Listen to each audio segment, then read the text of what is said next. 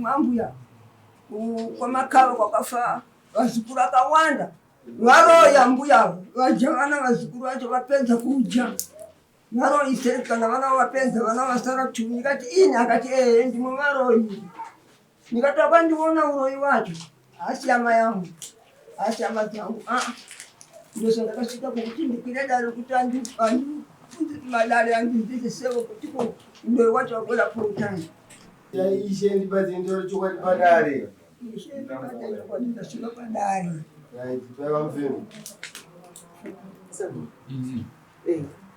ya ishendi basi ndio chukua padare ishendi basi ndio chukua padare sipai sawa wasio aiwa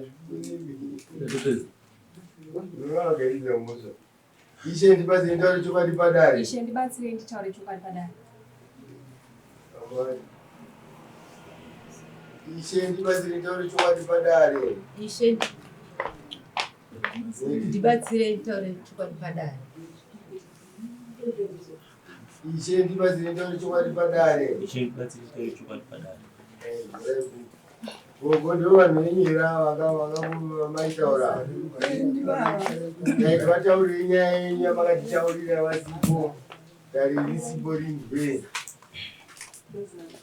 nanga ndiri kumba ndakagara mukumadeko kuyi wakauya msema wakati mwana amai muyambuya muuye namusangano kumba kwangu ndikalala mangwana kusini ndikamuka ndikaenda kudare kwati naona kune ng'anga ni vanhu apa ina vandishedzira ndiye dare iyoyo nona ndikazi kuva kumakuta kudara iyo vanhu vai vakutaura vana vai vana msemo aripo vana vamaya nemukazi uyu anga aripo nemumwe wasara mwana nekuti imwambuya kwa makao kwakafa wazukuru akawanda waroya mbuya wajana wazukuru wacho wapenza kuja waro iserikana wana wapenza wana wasara chumi kati ini akati ndimo waroyi nikatoka ndiona uroyi wacho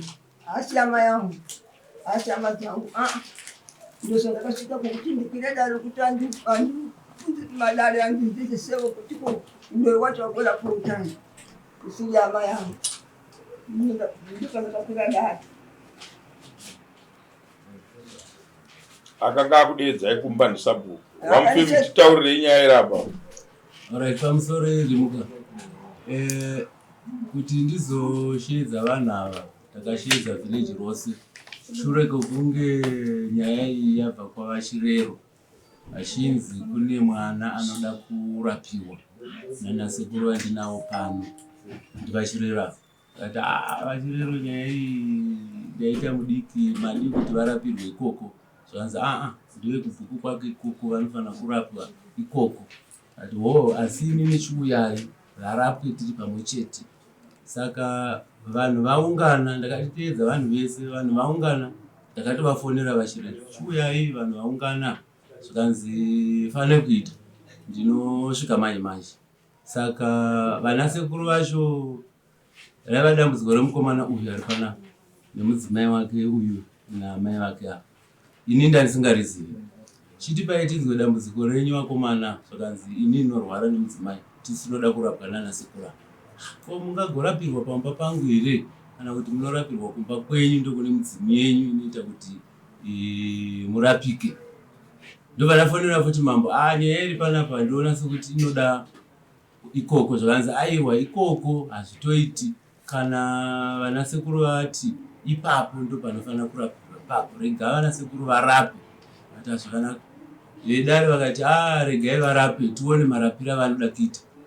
Shuwa vanasekuru vakaita zvavaitavo ndobva vadana varwere vatatu, uyu mukomana namai ava mudzimai wake neumwe hazvanzi yake sipo. Vakaitwawo zvavakaitwa nanasekuru vaya ndo pakatanga kusvika gogo Makava because vakanonoka kusvika ndobva vakazosvika zvakanzi takuita ndobva vakurapa vanhu vaya. Ndo pakabuda mhepo yavaiti mhepo vanasekuru pakati peuyu nehazvanzi yake vachitaura mbuya vavo vakazvara mai ava, mai vamai vemukomana ndo vakabuda vachiita sekuti imhepo ndambuya vavo, saka vaita sekuti ndo kwabva mamvuri. Isu ndobva tati kana yakadai so ndandinasa munyanyuka, nokuti vakanzi vanofanira kunge varipo nokuti ava vanhu vanogara kwava munyanyuka. Saka mhepo yaya kutaura kudaro, ini chandakagona kuzoita vana mbuya varamba izvi zvakuitika izvi hazvizvo zvatachifanira kuti tione kurapwa kwevanhu. Taifungidzira kuti muchavapa mushonga vachirapwa mhepo muchidzinga vasina kutaura vanhu. Saka kana zvadai dare ngarichimira, ndo mamiriro akaita dare.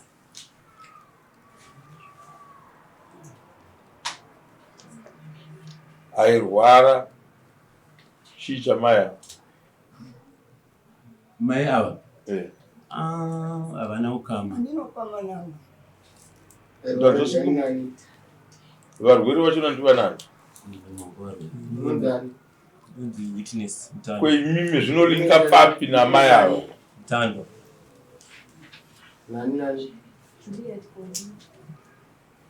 Imi zvinolinga papi imimi nagogo ava? Chii chenyu gogo? Nagogo hatina ukama, asi chatika kuti mhepo pia yakabuda ichitaura panga pari pazvitaura vakaungana varipo ichitaura kuna gogo vangu inini sezvo ndidambudzana vakafambira kukwadza vangaidi aingodona. Gogo ava vaibuda ava ndigogo vako here? Uno ukama navo? Ndigogo vangu ndivo vakabereka mai vangu.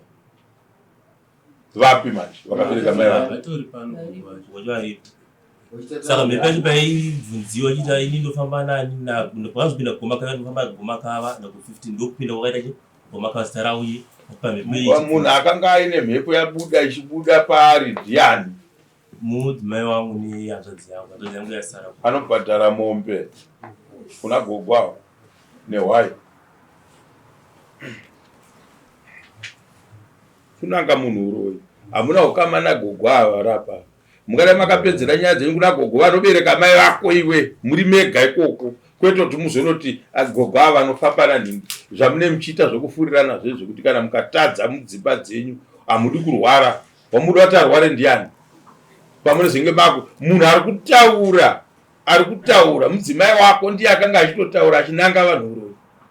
Ndoshamu dzake izvozvo. Handitika hapana zvimwe zvatoda kuti titaure zvisina basa. Handiti matoro. Dai akanga achitaura gogo nhingi amai vako amwene vakavo namai vavo amwene vavo, kwete zvekuzonobata vanhu vekuraira. 14 days kubva nhasi ndoida mombe yacho kana kuti $300.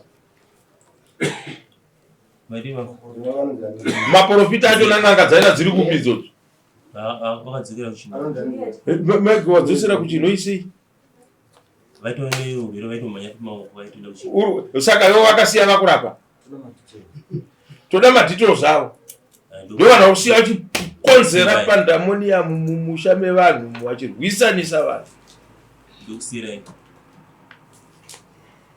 Chaurwara chii chachona chamunosvika kwakuzonotora uroyi hwokuti unoroyirwa nevanhu kutounganidzirwa varoyi munovaziva.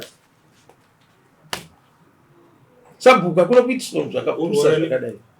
Zvamakanga matoramba kurapa kuti aiwa kana munhu uchirapa enda unorapirwa kumusha kumba kwako.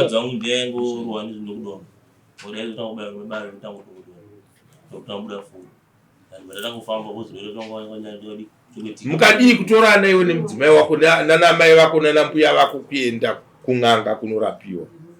Ndinoenda kuchinoiko? Munodedzere gogo padare haisi hama yenyu gogo vachona.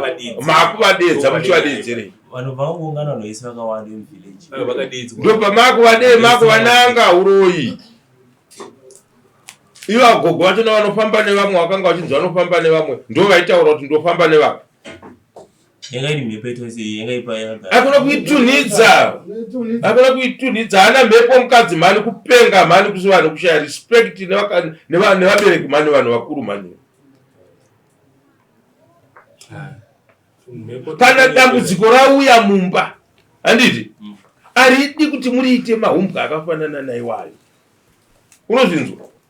Hazvirevi kuti munhu akakura eji yake akuroya